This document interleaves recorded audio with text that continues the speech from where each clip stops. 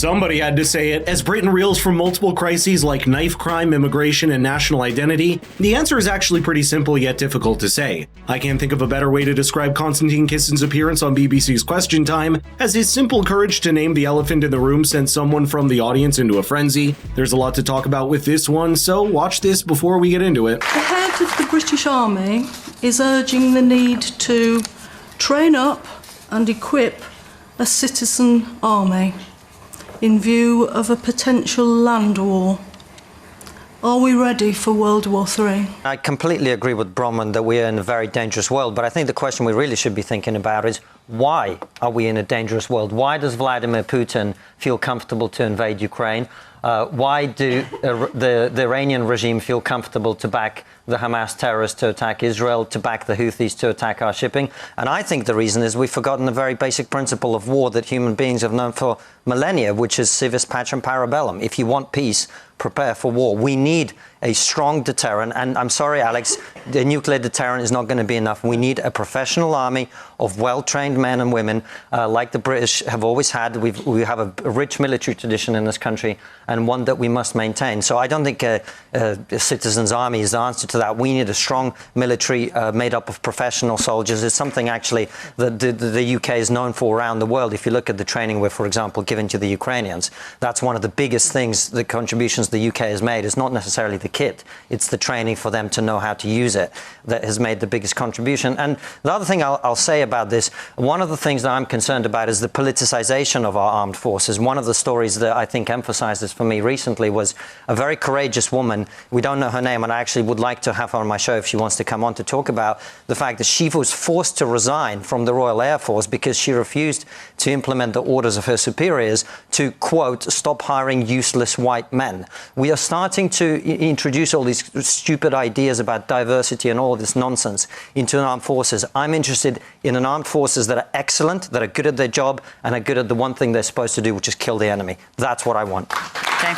Konstantin just put his finger here on something that I don't think a lot of people realize. It's that a world peace looks shakier than ever. All of the woke far left ideas are being put to the ultimate test, and that includes ideas from gender roles and gun control to the environment and foreign policy. Britain just happens to be one of such countries that is now realizing this, but the UK military chief's proposal to prepare a citizen army in the United Kingdom in the aftermath of the Russian invasion of Ukraine is a recognized reality for people in places like Taiwan, where these left-wing ideas have still not taken hold. For a long time, Taiwan is considered what is called a porcupine strategy, which is to arm and train the citizens for guerrilla urban warfare in the event that Chinese soldiers invade through the sea, eventually making it nearly impossible to sustain a long-term occupation feasibly. But if a country as powerful as Britain is having to consider a setup like that, it certainly does remind you of the woke ideas that have been taking over the United States, especially inside the military in a volatile global world. Just in the first year of the Biden presidency, for example, the United States military was faced in a debate it never has in history. Should trans people and ideas become a core component of U.S. military apparatus? In a few short years, that question was answered when America finally got its first transgender four-star general in the form of trans woman named Rachel Levine. We then had some woke ideas around climate change and the push for EVs making its way into the military, when forces in America and NATO were reportedly considering so-called environmentally friendly tanks and fighter jets. It's clear that Britain isn't safe from these discussions either, all while the world has never had a bigger power vacuum for rival nations to exploit. Whenever the next election happens, the Tories are going to get what they deserve, which is a massive drubbing. They will lose lots of seats, they will lose lots of MPs, and that's because they have failed to deliver the things they promised the British people. They promised to reduce immigration to the tens of thousands. Last year it was over 600,000. They promised to crack down on illegal immigration. We currently spend £8 million a day on hotels for illegal immigrants. How many of you voted for that? All the hands go down, I'm not surprised to say. Can I just say that more people in this audience voted for the Conservatives than any other single party in 2019. That's not to say the majority in this audience, but just as a matter of fact. My point is, will have voted. They have let down their own voter base, both here in the south and in the Red Wall in the north. The small C Conservative voters in the Red Wall are not going to vote for a party that has allowed this. They've kicked out all the people in the party or removed them from office who were actually prepared to be honest about the problems they faced, like Suella Braverman. They are going to get the drubbing that they deserve. Nobody can save them. And by the way, that's not to say Labour are going to be any better, but that is what's going to happen. Let down their people? Doesn't that sound painfully familiar at home? Especially on an issue like immigration, which is arguably much worse on America's southern border than any influx of illegal migrants that a country like Britain has faced, which only shares a single land border with the Republic of Ireland. In the UK, immigration has been one of the most decisive issues for voters in the last few years, with polls that even suggest that a third regard it as the single biggest deciding factor at the ballot box. And just like the United States, the UK also has a worryingly large backlog of unresolved asylum applications yet to be processed, while those 95,000 people are already inside the country, according to statistics. Konstantin himself is an immigrant from Russia, so I think he's able to make the most moderate case for illegal migration, while also being alert to the dangers of it in excess. That's why there's wisdom here, even for people in the United States that can salvage. But it seems like Konstantin's appearance on this show was meant to give brief, yet sharp reality checks to the audience on several debates, and the problems around the UK's knife crime epidemic was next, which obviously has some parallels to the gun control debate in the US. So Fiona, you mentioned the terrible case in Nottingham. It's actually quite unrepresentative of the majority of knife crime in this country. It's a terrible case in which a paranoid schizophrenic was essentially allowed to walk free after being violent, after being diagnosed. By the way, a foreign citizen who should have been deported. I don't understand why he's still in this country. However, in terms of knife crime more broadly, I mean, yes, of course, we should ban zombie knives and machetes from being sold. But the truth is, the politicians won't tell you is you're not going to out-police knife crime because it's not a police problem. It's not an issue of how many knives are being sold. We have the harshest knife laws we've ever had, and yet knife crime continues. And the reason is that the people who are stabbing each other are mostly young men who grow up in terrible, terrible backgrounds, mostly young men who don't have positive male role models in their lives, mostly because their fathers are not around to look after them and to guide them onto the right path.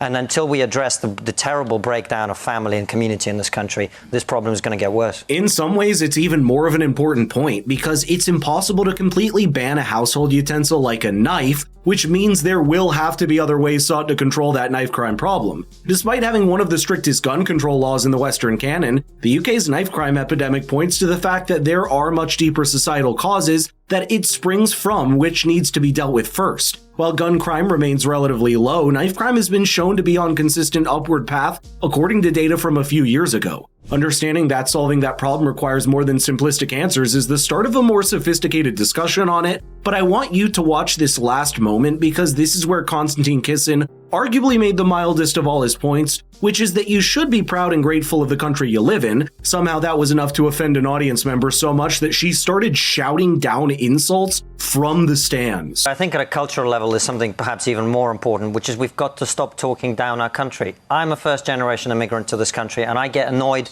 hearing people talk endlessly about how we're the worst country in the world, we're the most sexist country in the world, we're the most racist country. It's all nonsense. This is one of the best places to live in the world, and that's what we should be talking about. The fact that we're... Shame on... Well, this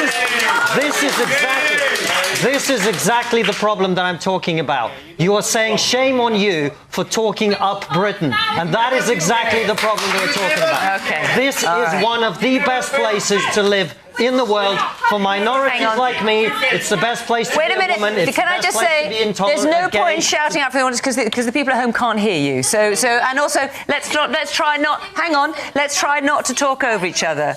I asked Konstantin a question. In fairness, I have to let him answer. So we've got to stop. We've got to stop talking down our country. Okay.